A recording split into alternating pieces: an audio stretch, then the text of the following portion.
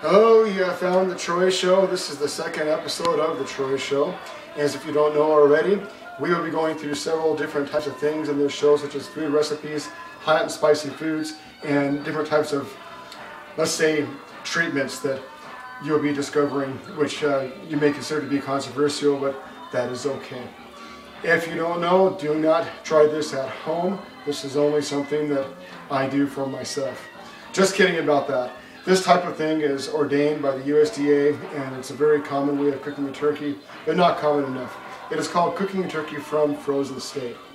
And it is completely safe if you know what you're doing. Please follow all other types of precautions that you normally would when you're cooking a turkey that has been thawed, such as making sure the temperature is proper. As you can see, this is 120 degrees and it is safe to eat. Now I want to bring up that you need to catch me when I say something that is not true. That is completely untrue. You need to make sure that your bird is 180 degrees and the breast. The entire bird has got to be at least 165 degrees, 180 for the breast. If you don't do that, you will get salmonella and you will possibly die. So please take all the precautions that you need to take. The one thing you need to remember with a frozen turkey, to make it really easy, is you look in your charts for whatever the pounds are and add 50% of the cooking time. This is the 14-pound bird. So with a turkey like this, normally we're looking at about 4 to 5 hours. We're going to be going closer to 6 to 7 hours to make sure that it's fully cooked. However, the time means absolutely nothing if the temperature is not where we want it to be, which actually brings up something that's very important. With your Thanksgiving stuff going on, if you have two things in mind when you're preparing your turkey, you're probably going to be okay. One is, make sure it's safe to eat, all right? You don't want people getting sick and having that on your karma when you go back to work on Monday. Secondly, really important, you don't want it to dry out. This is one of the reasons why I cook it from a frozen state. Now, I already know that some of you are probably going to be thinking, well, what about having it on time? What about having it on time? All right, listen, people, please. Thanksgiving is for family. It's for family. Chill out with one another until it's done. You may not be seeing them for very long. You don't know. You don't know what's going to happen. So enjoy each other. Sit down, drink a beer, eat your dip, watch football, talk to grandpa, talk to grandma, talk to your auntie, whatever you got to do, and relax. Don't worry about the people that are pressuring you to get out of there so they can go do their Black Friday shopping. That's a different breed. Don't worry about it. They will be themselves. They'll leave when they're ready. If they haven't eaten yet, it's not your fault. You served them a safe and delicious turkey. Now, why does it not dry out when you cook it from the frozen state? The reason why is because the juices go nowhere but the bird itself. Whatever drips down, you're going to put back into the bird. The breast will not dry out before the wings are done and the legs are done. You have yourself an excellent piece of Thanksgiving dinner. Now this is a Saturday night. We did not have Thanksgiving at home for the normal Thanksgiving. We ate it with our families in other locations. And that's why we're doing this on a different day this year. It doesn't mean it tastes any different. It just means that we're going to have it all over again. And I thoroughly enjoy that. Now if you take a look inside of the pan here, what we've got are all the drippings from the turkey and also some baby carrots and celery. And the only other thing I put in there is a little bit of cranberry juice and some salt. And I want to talk about salt a little bit because this is actually a really important thing. And don't worry, I'm not going to forget about this and get involved with the video or anything like that. It's going back in the oven when we're done, but I do want to show you some things that are important. So, salt. Okay, all right. Think about this for a minute. All you really need to survive is 1,500 milligrams a day. All right? That's it. That's all you need. I challenge you to go to the website of any restaurant that you like to go to and take a look at how much salt they're adding into their food. Think about that. Think about what you're actually doing to yourself when you consume that much salt on a regular basis. And also, I challenge you to do some research and find out what the leading causes of death are here in the United States versus other countries that may be undeveloped. All right, now that I've planted that seed, go back to the salt. We can go to the other extreme. And this is something, I've got a rant, this just drives me crazy. Health food does not need to be bland for it to be good for you. It does not need to be disgusting. I don't understand what this trend is. This just, wow. People, if you own a restaurant, just because you say it's organic or it's local or it's good for you, or vegan or vegetarian or this or that, doesn't mean you don't gotta add flavoring. Come on. You need to do something with the food to bring out that flavor. You don't have to also pour on the salt the way some of these chains that won't be mentioned do. But you do need to add enough to bring out some flavor and to make it taste good. Okay, look, wars have been fought over salt. The word salary comes from salt. Look it up. Don't believe me. I could be feeding you a lie and challenge everything I say. Go for it. It's good for you. I am telling you that wars have been fought over salt. You don't have to believe me. But you do have to have a little bit of common sense. And the common sense tells you that salt in one way, shape, or form has probably been around for thousands of years. All right? Read it. Read the nutritional facts. 1/4 teaspoon is going to be 590 milligrams of sodium. That will tell you something about how much to add. Now again, I'm going to get back to the health restaurant thing, man, because it's just, I don't know what it is, why people think that bland cardboard food is good for you. But if you're on a health kick and you want to eat just to survive, that's fine. That's fine. Be my guest. That is totally your business. I'm not going to get up in your Kool-Aid or anything like that for it. But please don't impose that on other people. If you're going to charge a price for that, guess what? I might as well go eat cardboard because at least I'm going to be getting some caloric value from that. Why am I going to pay you for something that's going to taste horrible? People who are on the health kick, great. Get off the bland weirdness, okay? Do something good. You can make food that is inexpensive, nutritious, and tastes good, and all it takes is a little bit of thought. This entire thing, this entire meal that I put together probably costs no more than 25 bucks. It's going to feed the four of us at least 3 times. Plus a guest, guaranteed, if not more than that. And we're going to feel good after we eat it. It's going to be delicious. All right? I think I'm off my salt rant for now, and I promised you the dumbass of the week. All right. Okay, listen to this.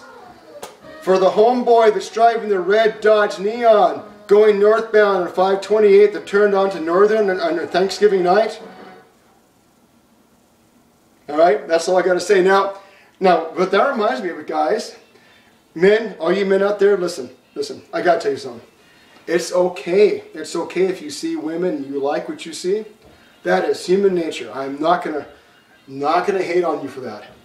But when your tongue hangs out and your slobber starts to drip and your eyes go just like in the cartoons, it's a tad bit creepy. It really is. You know, it just, people notice that. And where do you draw the line? All right, where do you draw the line? So is it when she's 18, 16, 14 years old? So isn't there something in your brain that goes off and says, she might be underage. Maybe I shouldn't do the cartoon eye popping out thing. Maybe I should just look straight ahead. If you don't have that thing in your brain, if it's broken, then don't be offended if some angry person comes out of nowhere and smacks you in the back of the head. I mean, come on. You got to have a little bit of common sense here.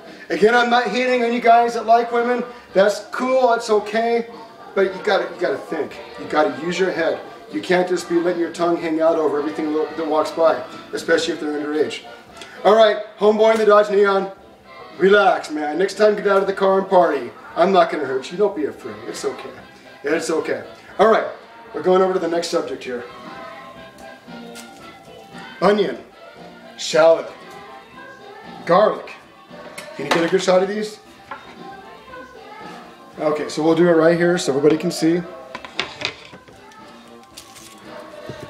You know, this reminds me of something else. Everybody is really zealous about how they want to prepare their turkey, and it's okay, you guys. This is just another way to do it.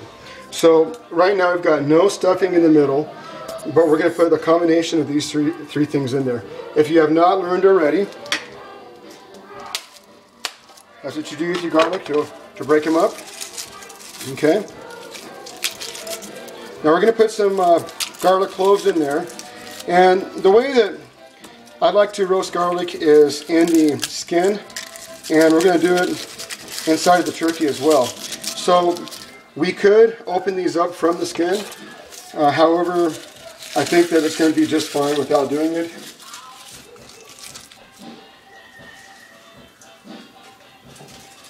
Now, something else that we're going to do is show you what happens when somebody consumes each of these. And I kind of feel that these three vegetables are a little bit underrated as far as the spiciness and the bang for the buck, so to say. And I'm going to prove to you that that is not the case. I tend to have an extremely high tolerance for hot foods, but for some reason, this gets me every time. Now, if you're one of those people that, well, no, actually, watch this. Watch. This is what you do. That's it. That's all you got to do with the garlic. If you're one of those people that has a super high tolerance to chili, if you smoke cigars, eat one of these on your first, smoke your cigar, and then eat your chili. Okay? You may not have that high tolerance that day. So this is what's going to happen. You know, the garlic doesn't cause the ears to tie up, to tear up, the eyes to tear up, the ears to tie up nearly as much as the onions will, but it will do somewhat. Now, very good for you. These are going right to the middle of the turkey. We're going to let that simmer. Shallots. Some people think that this vegetable came from Israel. We don't really know the exact origin.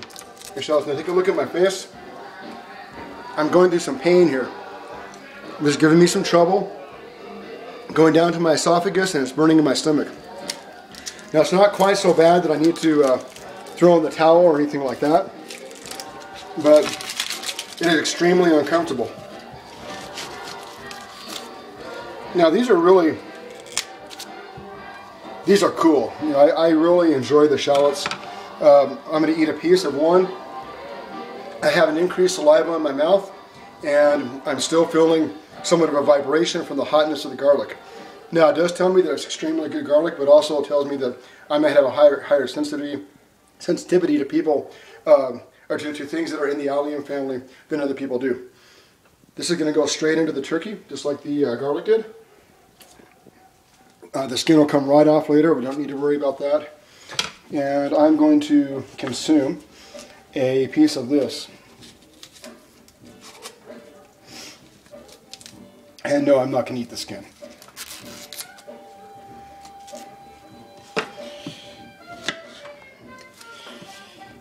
All right. So shallot is believed to be a little sweeter than an onion, a little bit more mild, and I don't really find the less mild to be true.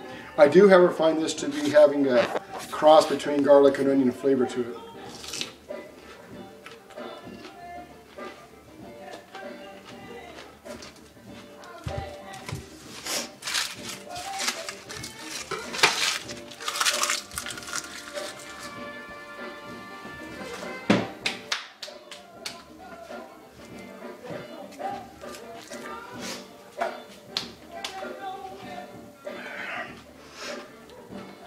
Okay, that's some intense stuff. Again, I have the burning. I don't know if you can tell if my eyes are slightly more dilated than they were. I still have it in my mouth. It's burning like crazy. It almost feels like I took a bite of oven hot food. And I just can't get that out. Now, do I need to